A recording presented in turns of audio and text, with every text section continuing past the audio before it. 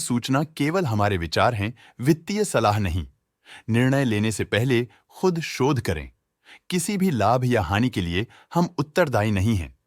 बता India limited ने अपनी नई शेयर होल्डिंग रिपोर्ट्स रिलीज की हैं, जो फाइनेंशियल ईयर के क्वार्टर और पहले हाफ को कवर करता है, जो मार्च 31 ST 2024 तक चलता है। ये रिपोर्ट कंपनी के शेयर्स की डिटेल्ड जानकारी देता है, जिसमें promoters, promoter groups, foreign investors, public investors और सरकारी एंटिटीज शामिल हैं। प्रमोटर्स की शेयर होल्डिंग 2023 के दिसंबर और 2024 के मार्च में दोनों में ही स्टेबल रहा, 50.16% पे। इससे साफ होता है कि इस टाइम पीरियड में कंपनी पे प्रमोटर्स के कंट्रोल में कोई चेंज नहीं हुआ। पब्लिक द्वारा हेल्ड शेयर्स का परसेंटेज 12.27% से इंक्रीज होकर 2024 के मार्च में 13.28% तक का इंक्रीज से देखा गया। ये चेंजेस स्टेट है कि ब्लिक की इन्वेस्टमेंट कंपनी में क्वार्टर टू क्वार्टर इंक्रीज हुई है। डोमेस्टिक इंस्टीट्यूशनल इन्वेस्टर के शेयर होल्डिंग में थोड़ा डिक्रीज आया 2023 के दिसंबर से 2024 के मार्च में, जो दिखाता है कि डोमेस्टिक इंस्टीट्यूशंस ने अपने स्टेक को -1.37 से डिक्रीज किया है। FIS फॉरेन इंस्टीट्यूशनल इन्वेस्टर्स ने अपना शेयर होल्डिंग दिसंबर 2023 में 7.88% से मार्च 2024 में 8.24% तक इंक्रीज किया।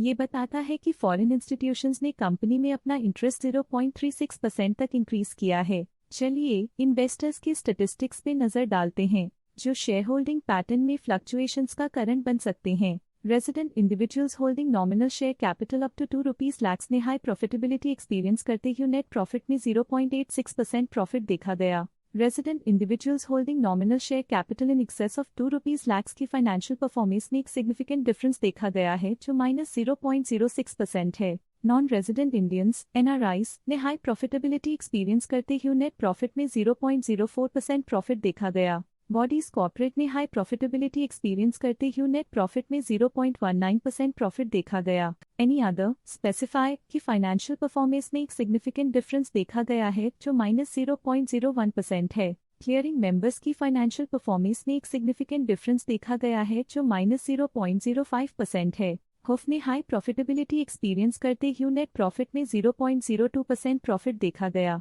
LLP ने हाई प्रॉफिटेबिलिटी एक्सपीरियंस करते हुए नेट प्रॉफिट में 0.01% प्रॉफिट देखा गया। म्यूचुअल फंड स्लैश ने अपने हिस्से को पिछले क्वार्टर में 15.37% से डिक्रीज 19.05% पे ले आए हैं। ये कंसेक्यूटिव क्वार्टर्स में -3.68% स्टेक्स डिफरेंस दिखाता है। Axis mutual fund trustee limited through various schemes ने अपने हिस्से को पिछले क्वार्टर में 1.01% से डिक्रीज 1.32% पे ले आए हैं। ये कंसेक्यूटिव क्वार्टर्स में -0.31% स्टेक्स डिफरेंस दिखाता है। Kotak mutual fund through various schemes ने अपने हिस्से को पिछले क्वार्टर में 2.26% से डिक्रीज 4.67% पे ले आए हैं। ये कंसेक्यूटिव क्वार्टर्स में -2.41% स्टेक्स डिफरेंस दिखाता है।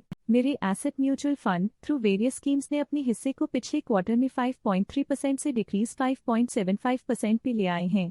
ये कंसेक्यूटिव क्वार्टर्स में -0.45% स्टेक्स डिफरेंस दिखाता है। लेटेस्ट क्वार्टर में बैंक्स ने नेट अर्निंग्स में प्रॉफिटेबिलिटी देखी, जिसमें 0.01% का अपटिक देखा गया। लेटेस्ट क्वार्टर में इंश्योरेंस कंपनीज ने नेट अर्निंग्स में प्रॉफिटेबिलिटी देखी, जिसमें 2.32% का अपटिक देखा गया। HDFC life insurance company limited ने अपने हिस्से को पिछले क्वार्टर में 1.61% से डिक्रीज 1.77% पे ले आए हैं। ये कंसेक्यूटिव क्वार्टर्स में -0.16% स्टेक्स डिफरेंस दिखाता है। लेटेस्ट क्वार्टर में life insurance corporation of India ने नेट अर्निंग्स में प्रॉफिटेबिलिटी देखी, जिसमें 3.07% का अपटिक देखा गया। Alternate investment funds previous quarter में 0.03% शेयर्स ओन करते थे, लेकिन करंट क्वार्टर में उन्होंने कंपनी से एग्जिट ले लिया है। इस पिछले क्वार्टर में फॉरेन पोर्टफोलियो इन्वेस्टर्स कैटेगरी आई की प्रॉफिटेबिलिटी में एक नोटवर्दी इंक्रीज देखा गया। उनकी नेट प्रॉफिट में 0.2% का सिग्निफिकेंट इंक्रीज देखा गया। इस पिछले क्वार्टर में फॉरेन पोर्टफोलियो इन्वेस्टर्स कैटेगरी 2 की प्रॉफिटेबिलिटी में एक नोटवर्दी इंक्रीज देखा गया।